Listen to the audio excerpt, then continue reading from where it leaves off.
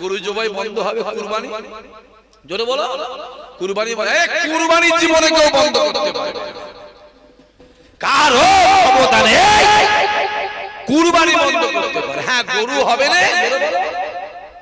খাসি হবে, দুম্বা হবে না, হবে না জোরে বলো। আমিও তো বলছি গরুটা একেবারেই বন্ধ করে দেব। আপনার একমত না, মত উল্টো আছে? এই জোরে বলো, জোরে বলো।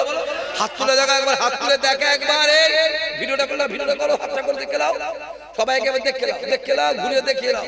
তোলো হাত, তোলো হাত, তোলো একবার জোরে তাকবীর, নারায়ে তাকবীর, আরো জোরে সরে নারায়ে তাকবীর। হাত নামাও, আমি হাত নামাও। আমি চাইছি গরু বন্ধ হয়ে যায়, একদম বন্ধ। গরু কুরবানি দিবি না, একটা গরু কোন গ্রামে জবা করবি না, বন্ধ করে দে। কেন গরু গোশত না খেলে কি ঈমান চলে যাবে নাকি? ঈমান চলে যাবে? আমার গরু দেবো, ছাগল দেবো, খাসি দেবো, খাসি দেবো। এরে খেপা কোথাকারে, গরু জবাই বন্ধ হয়ে মুসলমানদের যদি 10% ক্ষতি হয়, ওদের ক্ষতি হয়েছে 90%। কথা বোঝা যাচ্ছে? মসজিদের মাইকটা 16 করে দিয়ে, বন্ধ করে দিয়ে বা 16 করে দিয়ে মুসলমানদের যদি 5% ক্ষতি হয়, ওদের ক্ষতি হয়েছে 95%। আরে আমরা দিনে 5 বার আজান দিই, কবার? 5 বার আজানে 5 দুগুণে 10 মিনিট, 5 দুগুণে 10 মিনিট। তোমাদের যখন পুজো পার্বণ হয়, পুজোর 15 দিন আগে থেকে মাইক বাজে, পুজোর 15 দিন পর পর্যন্ত মাইক বাজে না, বাজে না? লাও ডিজে বক্স সব বন্ধ করে পাইতে ফেল দিকে যাও। রাস্তায় নামাজ পড়া যদি বন্ধ করে দিয়ে যদি আমাদের 2% ক্ষতি হয়, ওদের ক্ষতি হয়েছে 98%। ঠিক না? জোরে বলো। কেন আমরা জলসা রাস্তায়, জোরে বল, জোরে বল, আমরা জলসা রাস্তায় করি না, আমরা রাস্তায় নামাজও পড়িনি। মসজিদটা যখন ভরে যায়, 2-3টে লাইন একটু জোরে বলো 5 মিনিটের জন্য রাস্তায় যায়, বাইরে যায়। আমরা মসজিদে বলে দেবো মসজিদ ভেঙে 4 তলা জায়গায় 6 তলা কর, 6 তলা জায়গায় 12 তলা কর। রাস্তায় কি আমাদের নামাজ যাবে? যাবে, যাবে।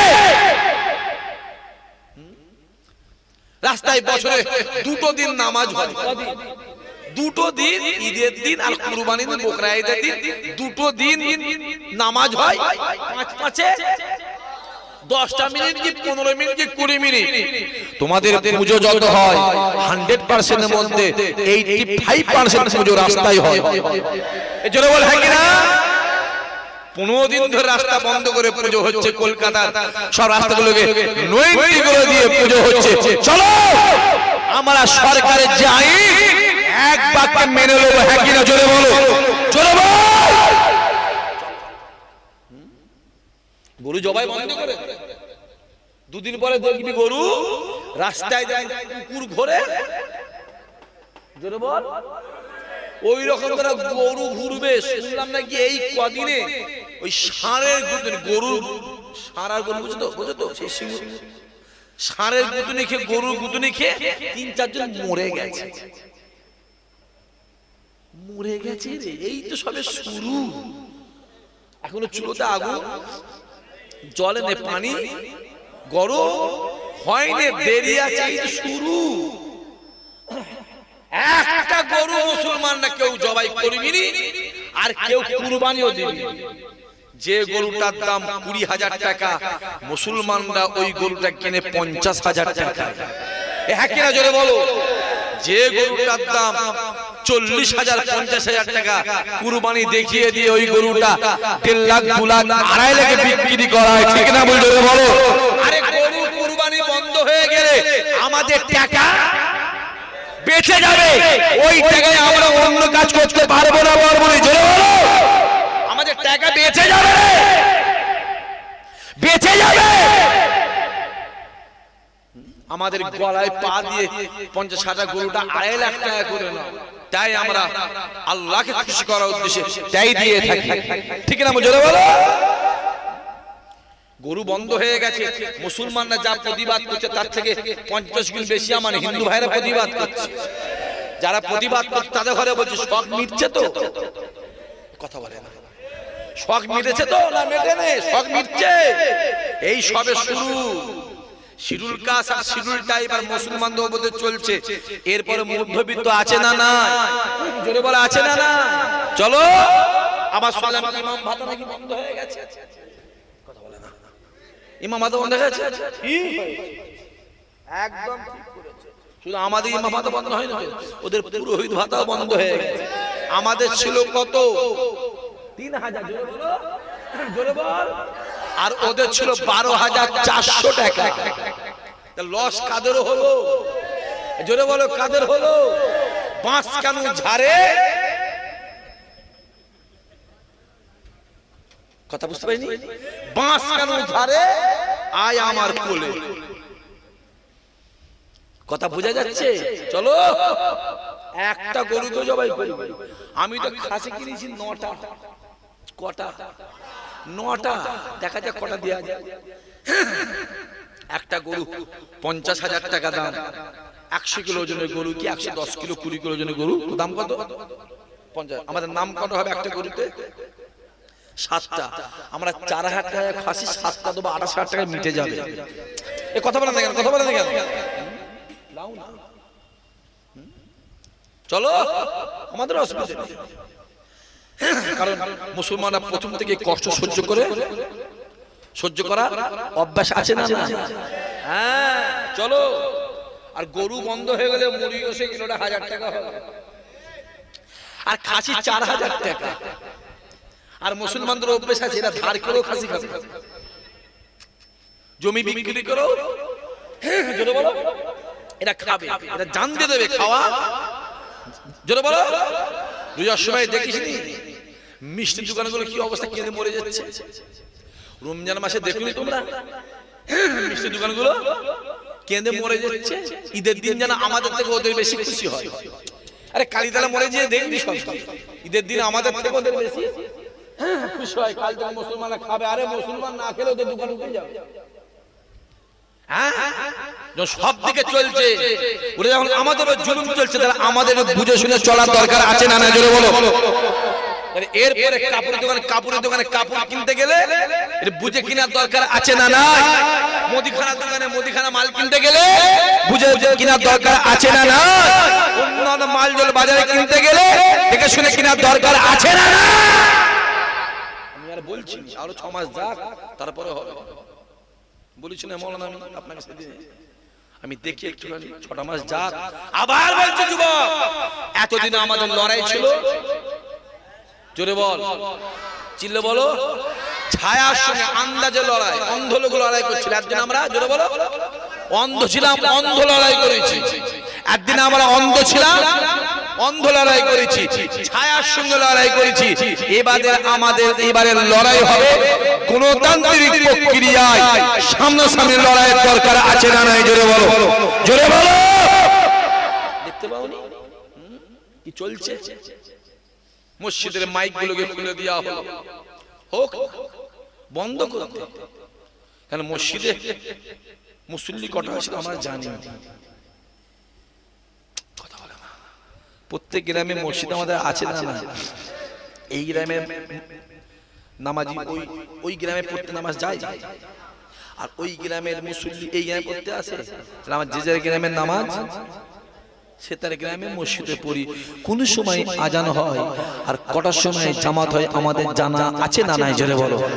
বন্ধ করে দাও, বন্ধ করে দিল আমরা ঠিক মতো সময় মতো মসজিদ চলে যাব, বন্ধ করে দাও।